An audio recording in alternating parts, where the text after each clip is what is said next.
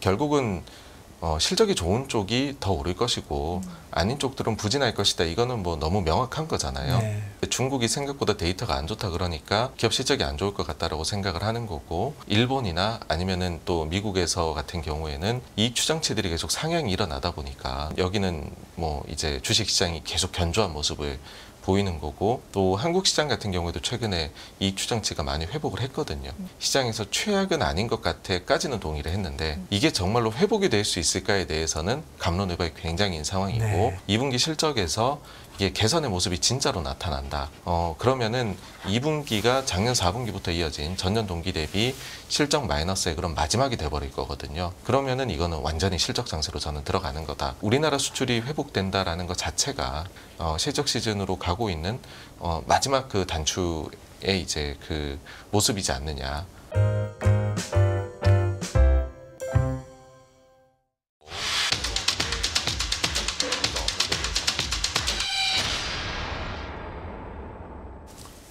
네, 86번가 정광우 대표님 어서 오십시오. 네, 안녕하십니까. 네. 조금 오랜만에 뵙는 것 같습니다. 그러게요. 네, 수요일에 건너뛰고 이렇게 되니까. 느낌이 네, 건강관리 잘하시고요. 예, 네. 예, 감사합니다. 이번 주 그래서 일주일 업데이트를 좀 네. 해보고자 하는데 분위기가 조금 바뀐 것 같아요. 시장도 약간 네. 쉬어가는 느낌. 예. 그리고 뭐 어제도 세계 각국이 영국을 비롯해서 긴축을 좀 단행을 하고, 그러면은 7월에는 진짜로 연준도 올리는 거 아니야 다시? 뭐 이런 분위기도 좀 있는 것 같고, 전반적으로 어떻게 보시는지 궁금합니다. 네.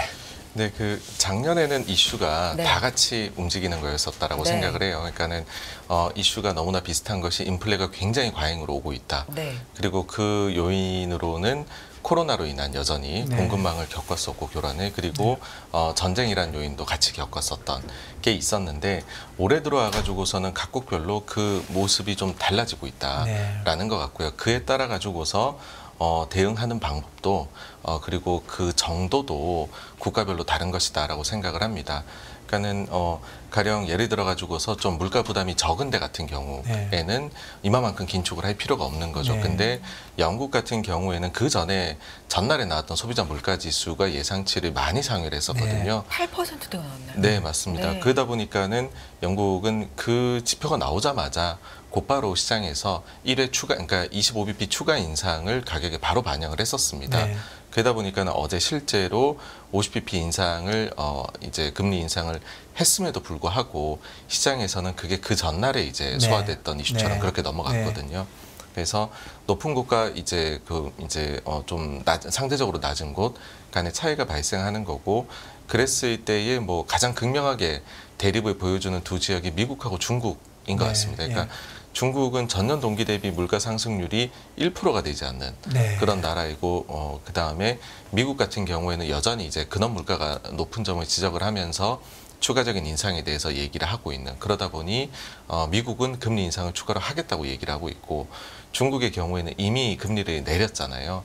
그래서 그런 차이들이 올해에는 계속 발생하고 있는 거 여기저기서 보다 보니 결론적으로는, 그래서 이게 좀 중구난방처럼 나오다 보니까 어떤 날에는 뭔가 매파적인 뉴스가 나오고 어떤 날에는 비둘기적인 뉴스가 나오는 게 헷갈린다. 이게 저는 지금의 핵심인 것 같거든요. 그렇게 봤었을 때에 조금 단순화해가지고 생각을 하자면 네.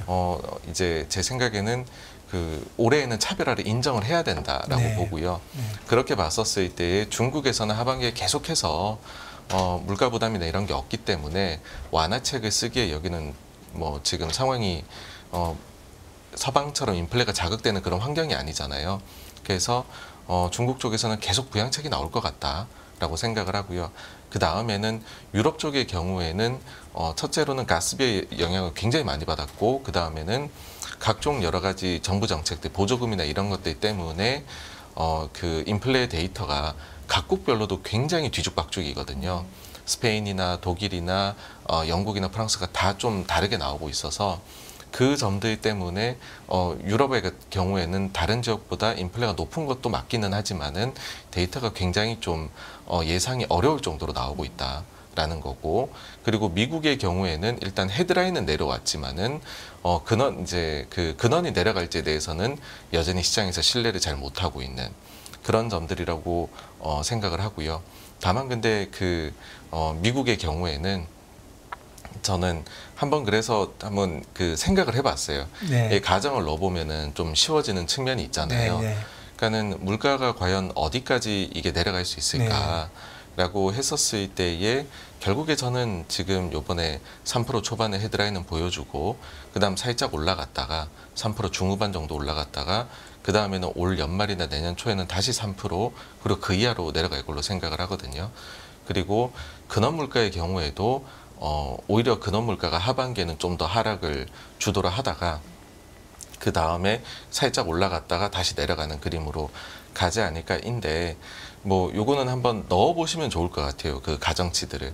그러니까는 과연 집값 이게 좀 잘 안 잡힌다는데 주거비가 얼마나 올라갈까 가정치들 한번 넣어보시면은 그러면은 이게 생각보다 근원 물가가 그렇게까지 높지는 않을 것이다라고 생각을 해요. 그러니까 제가 보는 거는 어떤 거냐면은 근원 물가 내에서 보게 되면은 크게 이제 주거비가 한 40%대 네. 초반 정도를 차지하고 나머지 요인이 거의 한 60% 가까이를 차지를 합니다. 근데 그 중에서도 또 나눠 보면은 이제 우리가 상품 쪽이 있을 거고 그 다음에 서비스 쪽이 있을 거잖아요. 네.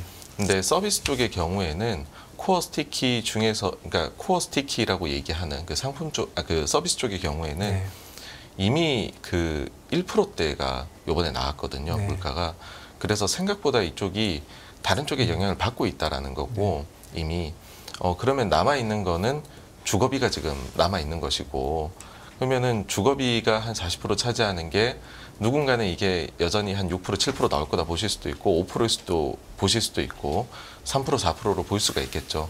근데 제가 볼 때 저는 기본 가정은 이걸 한 5% 정도로 보고 그 다음에 나머지 코어의 다른 요인들을 요 요인들을 2에서 3% 정도로 본다라고 하면은 코어도 3% 정도 내외로 떨어질 것이다라고 생각을 하고요. 그게 기본적인 코어 쪽의 체력이다라고 생각을 하고 그렇게 따지면은 그 이제 근원 PC의 물가 같은 경우가 코어 CPI보다 한 0.5% 포인트 정도가 과거 평균적으로 더 낮거든요.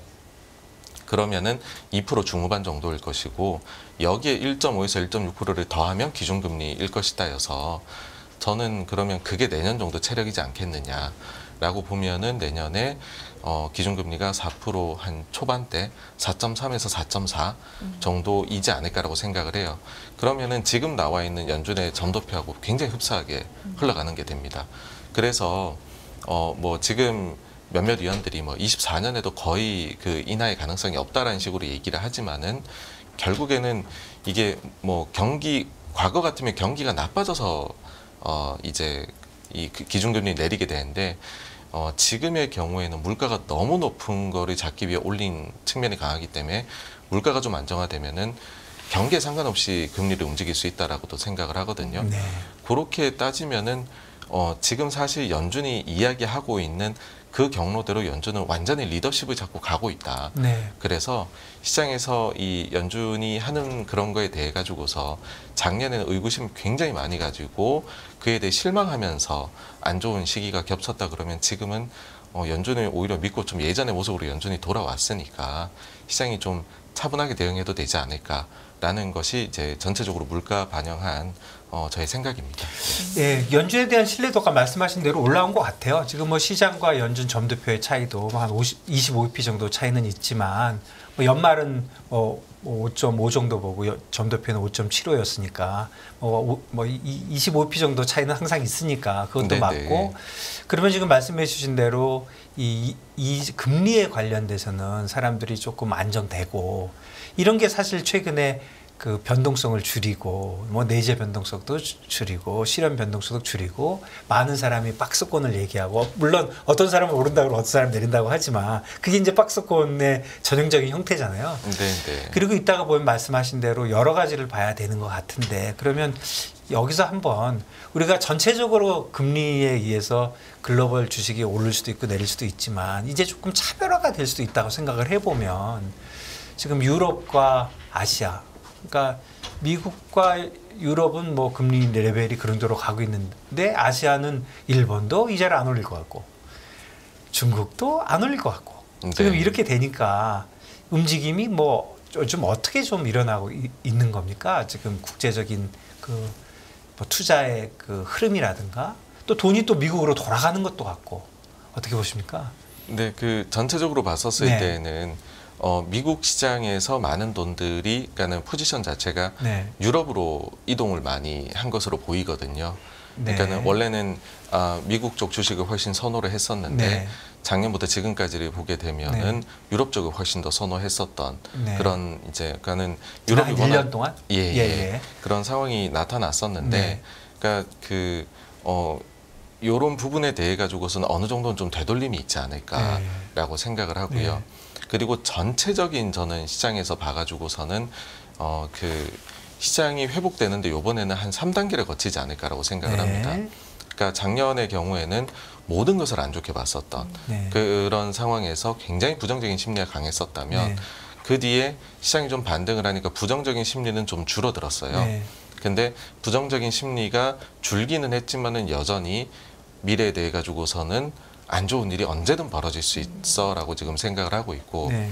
그러다 보니까는 조금 뭐 예를 들어서 현금 비중이 줄어들어서 그걸로 주식을 사고 조금 채권 비중이 줄어들고 주식 비중이 조금 증가한 건 사실이나 그보다는 이 내에서 소위 말해 똘똘한 거는 롱을 하고 그 다음에 좀 부진해 보이는 거는 적극적으로 숏을 해서 승자와 패자를 굉장히 갈라가는 그런 매매를 최근에는 하는 것 같거든요. 딱 지금이네요. 예, 그게 네. 이제 그 뭔가는 사실은 매매를 해야겠는데 네. 근데 이거를 적극적으로 베팅하기는 어려울 때가 네. 안전 그 이제 막을 마련하기 위해서 이런 식의 네. 매매를 한다고 보거든요.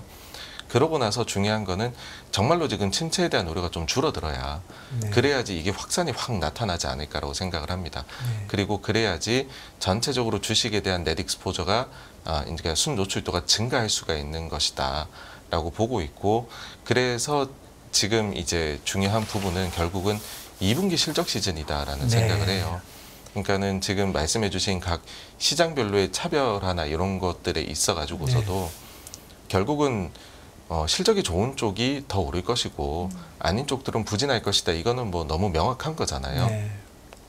그런 걸로 봤을 때 중국이 생각보다 데이터가 안 좋다 그러니까 기업 실적이 안 좋을 것 같다라고 생각을 하는 거고 그 다음에 최근에 좀 움직임이 뭐 일본이나 아니면은 또 미국에서 같은 경우에는 이익 추정치들이 계속 상향이 일어나다 보니까 그러니까는 여기는 뭐 이제 주식 시장이 계속 견조한 모습을 보이는 거고 또 한국 시장 같은 경우에도 최근에 이익 추정치가 많이 회복을 했거든요. 그래서 지금은 아직까지 시장에서 최악은 아닌 것 같아까지는 동의를 했는데 이게 정말로 회복이 될 수 있을까에 대해서는 갑론을박이 굉장hin 상황이고 네. 그런 모습이 나타나고 있다. 그래서 2분기 실적에서 이게 개선의 모습이 진짜로 나타난다. 그러면은 2분기가 작년 4분기부터 이어진 전년 동기 대비 실적 마이너스의 그런 마지막이 돼버릴 거거든요. 그럼 3분기부터는 증익 시즌으로 들어가게 됩니다. 그러면은 이거는 완전히 실적 장세로 저는 들어가는 거다라고 생각을 하고요. 현재까지는 그런 모습을 보여주고 있다라고 생각을 해요. 그 대표적인 사례가 우리나라 수출인데 우리나라 수출의 경우에 정말 서너 달 전까지만 해도 전년 동기 대비 마이너스 16, 17% 이렇게 나왔었거든요. 근데 이제는 6월달 지금 20일까지 나온 걸 보니까 이제 조업일수를 고려해서 일평균 수출로 봤었을 때도 마이너스 2%까지 올라왔고 그다음에 조업일수를 고려하지 않으면 지금 플러스 5%거든요. 그러면은 한국의 수출이 글로벌 경기를 거의 최선두에서 보여주기 때문에 네. 제 생각에는 그 우리나라 수출이 회복된다라는 것 자체가 네 그게 실적 시즌으로 가고 있는 마지막 그 단추의 이제 그 모습이지 않느냐라고 생각을 합니다. 네. 우리의 수출, 무역과 관련된 지표가 네. 좀 가늠해 볼 수 있는 바로미터가 충분히 될 수 있다. 네. 네네. 특히 그 중에서도 뭐 다른 부분들은 사실은 그래도 미리 좀 회복을 네. 했는데 제일 늦게까지 지금 애를 썩이고 있는 거는 반도체거든요. 근데 그 반도체의 경우에도 지금 그 마이너스 폭이 줄어들고 있는 것이 6월 달에 나타나고 있고 대중 수출의 경우에도 마이너스 폭이 크게 줄어들었습니다. 이게 뭐 마이너스 30%대 하다가 지금 마이너스 10% 초반대까지로 올라왔거든요. 그래서 그런 점들이 시장에서 특히 우리나라에서 우려했던 부분들 제일 투자자들이 좀 그 해소가 되고 있다라는 거고 이게 좀 생각보다 빠를 수도 있다라고 느껴지는 것이 그 이제 뭐 반도체 쪽에 몇몇 분에서는 제품 가격에 있어가지고서 생각보다 더 빠르게 가격의 반등이 그래서 고객사하고 지금 내고가 빨리 일어나고 있다라는 이야기도 있어서 현물가가 좀 올라가고 있습니까? 지금 몇몇 군에서는 네. 이제 바닥에서 약간씩 이렇게 움직이고 있는 모습이 예, 나오거든요. 예. 그래서 그런 점들이 그 경기에 대해 가지고서 좀 이렇게 생각을 바꾸게 만들 수 있는 저는 요소가 되지 않을까라고 생각합니다. 최근에 지금 말씀해 주신 수출이 뭐 마이너스 2% 뭐 플러스 5%까지 얘기하는데 이게 지금 반도체가 많이 움직인 건 아니고 주로 자동차 그쪽에서 움직인 거죠?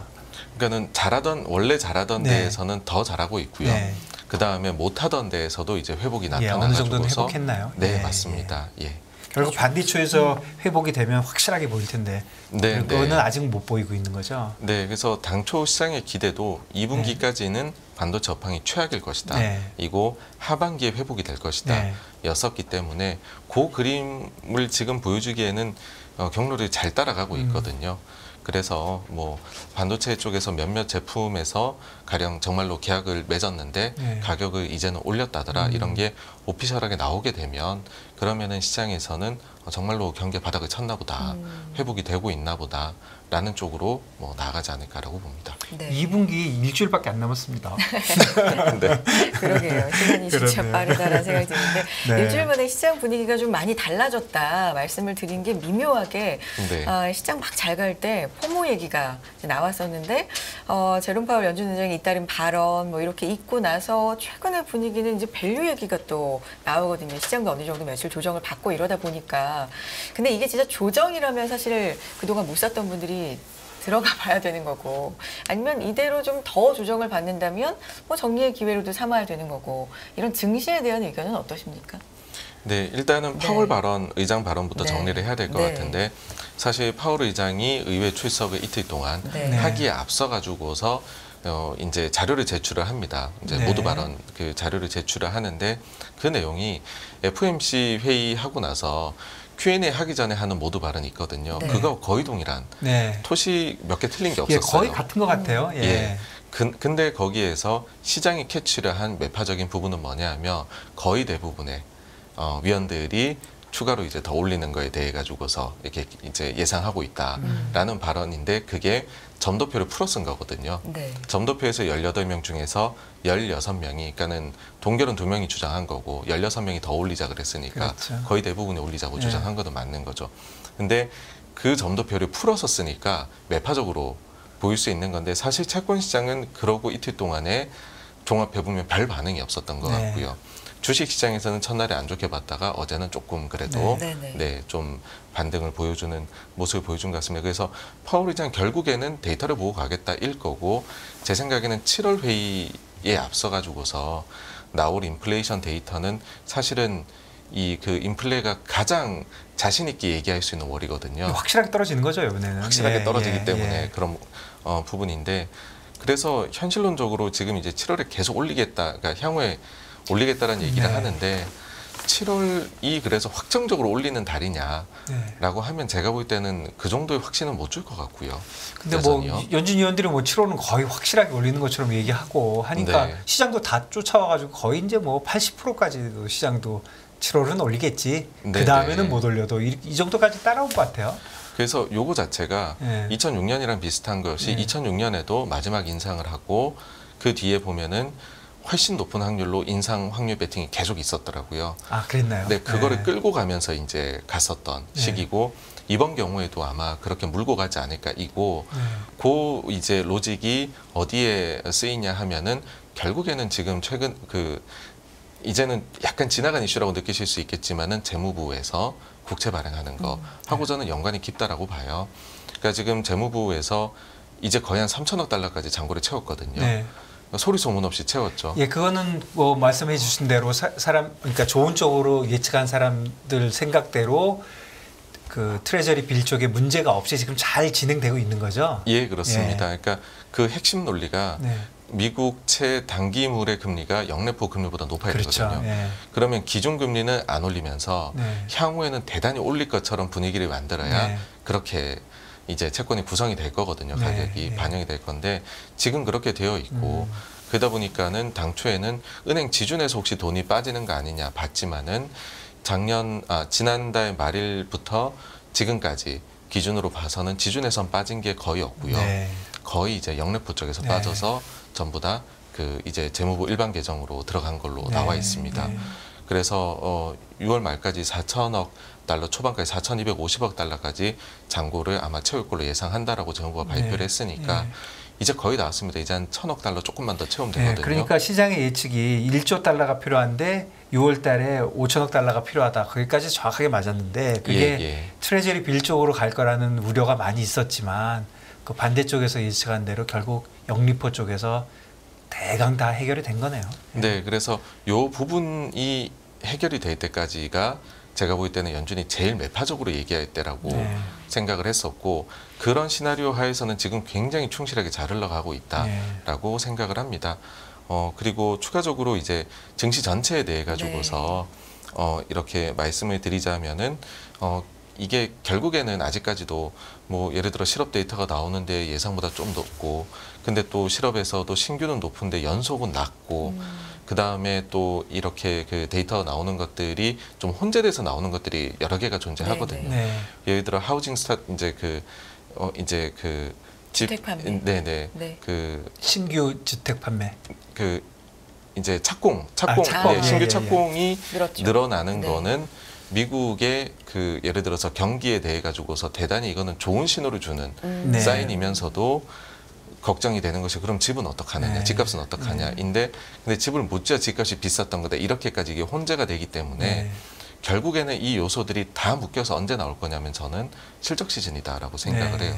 그러니까는 우리가 이런 매크로 데이터를 보는 이유 자체가 네. 투자는 기업이 하는 건데 네. 그 기업들 실적이 어떨 거냐인 거고 그렇죠. 예. 네, 그랬을 때에 최근에 조금 이제 실적 추정치가 반등을 했는데 그걸 그러면 얼마나 뛰어넘는 숫자를 2분기에 보여줄 것이냐일 것이고 지금 봐가지고서는 뭐 제가 이제 몇몇 기업들이 예상을 해보기로는 현재 눈높이 정도는 충분히 충족시키고 좀 더 넘어서는 실적이 나오지 않을까라고 생각을 합니다. 주로 빅테크 얘기하시는 겁니까? 아니면 네, 그렇습니다. 빅테크요? 빅테크고 예. 우리나라에서도 대형주들을 네네, 예. 봤었을 때는 그렇게 보여가지고서 그러면은 뭐 아직까지는 별로 크게 우려할 게 없지 않을까. 네. 그래서 무난하게 이제 다음 스테이지로 넘어가고 있는 그림이지 않을까라고 생각을 합니다. 지금 얘기하는 멀티플은 지금 현재에서 하는 거니까 실적이 계속 바뀌면 거기 따라서 이제 자연히 바뀌는 거죠. 네, 그렇습니다. 네. 그러니까는 뭐 그런 가정치들이 바뀌게 되는 게 제일 큰 게 뭐 환율이 크게 변한다든지 뭐 아니면은 지금 뭐 유가처럼 에너지 가격이 크게 네. 이제 변동이 있다라든지 그 다음에 뭐 소매 판매 쪽에서 미국에서 데이터가 갑자기 크게 변화가 있다든지라고 하면은 아마 또 변화가 있을 텐데 지금 그런 요소들 중에서 크게 그렇게 이익 추정치를 안 좋게 만들 만한 요소는 없는 것 같고요. 보시면 소매 판매는 예상 대비 지금 조금씩 잘 나오고 있습니다. 네. 네. 오히려 그게 인플레 자극 요인이라고 보시기도 하지만 근데 그런 걸로 봐가지고서는 뭐 크게 실적에 대해 우려할 부분은 없지 않을까라고 봅니다. 사실 약세론자들의 가장 큰 근거는 경기가 나쁠 것이다. 그리고 지금 멀티플이 너무 높다. 이거 두 개잖아요. 네네. 근데 멀티플이 진짜 쫓아가 준다면 그런 우려가 좀 희석되긴 하겠네요. 네, 그리고 보통 멀티플이요. 네. 금융장세가 왔었을 때 반등장이 나오게 되면 네. 이제 현실은 안 좋은데 네. 주식이 올라가기 시작하면은 멀티플은 높은 상태에서 물고 가거든요, 네. 증시가. 그리고 그 여러 가지 그런 과열을 나타내는 가격 측면에서요. 네. RSI나 이런 것들도 과열을 자주 터치를 하면서 가는 특징이 금융장세 특징 중에 하나입니다. 네. 그렇기 때문에 이때의 밸류에이션에 대해서 이제 너무 많은 신경을 쓰는 거는 제가 볼 때는 이 국면의 특징에 대해 가지고서 네. 조금은 반대되는 생각이 아닌가 그렇게 봅니다. 그렇군요. 지금까지 흐름을 정리를 네. 해주셨고요. 얘기 듣다 보니까 실적이 정말 중요하겠구나라는 네. 생각이 듭니다. 또 모셔서 깊은 얘기 나눠볼게요. 정광훈 대표와 함께했습니다. 고맙습니다. 감사합니다. 감사합니다.